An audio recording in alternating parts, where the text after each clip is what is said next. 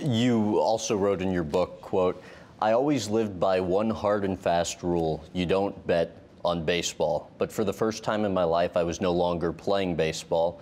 Even though you were managing, what impact did no longer playing baseball have on how you viewed betting on the game? I needed something extra.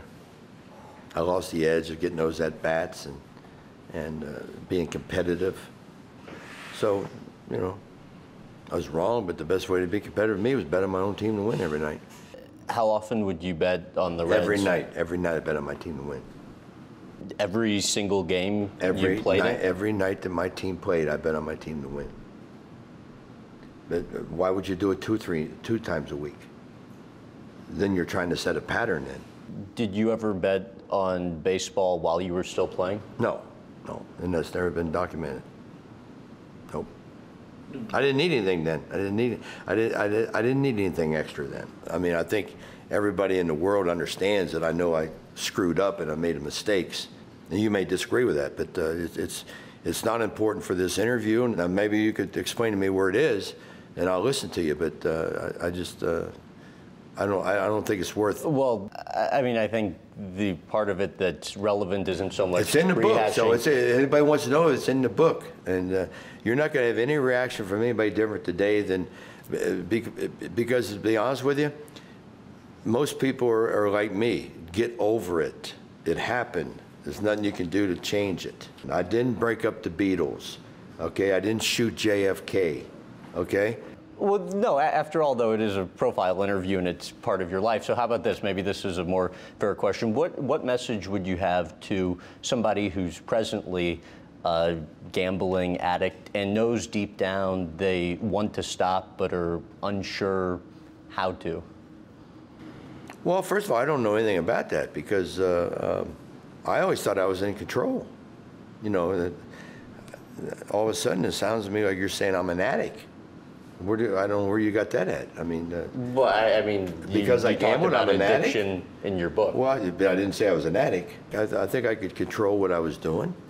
I just I was wrong and I got caught. And if you're an addict, go get help. But I mean, I actually went to some gambling anonymous classes, and I sat there for 3 or 4 of them, and I'm trying to figure out what I have in similarities to these other people who are there, and I could never find anything. And it just seems like it wasn't the right place for me. Because I didn't take my last dime and go bet it. I mean, I was in control. I knew what I was doing. What would being in the Hall of Fame mean to you? You know, I look at it like this, that my friends know what kind of player I was. My teammates know what kind of player I was. My fans know what kind of player I was. My family knows what kind of player I was. All my managers know what kind of player I was. And you don't need a Hall of Fame plaque to prove that to them. How do you think the majority, though, of the current Hall of Famers living today feel about I don't worry about inducted? that. I mean, you know, you don't want to get into that situation because I didn't do anything wrong as a player.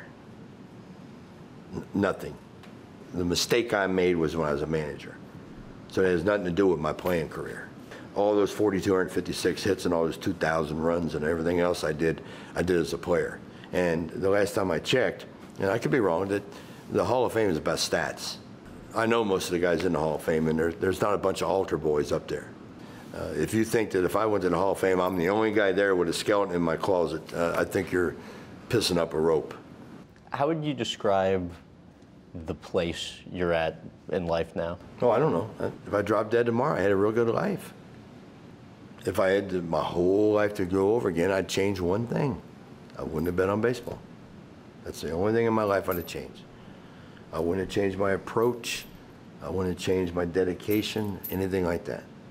I can't sit here and say, man, I wish I could have got 10 more hits, or I wish I could have hit 4 more home runs.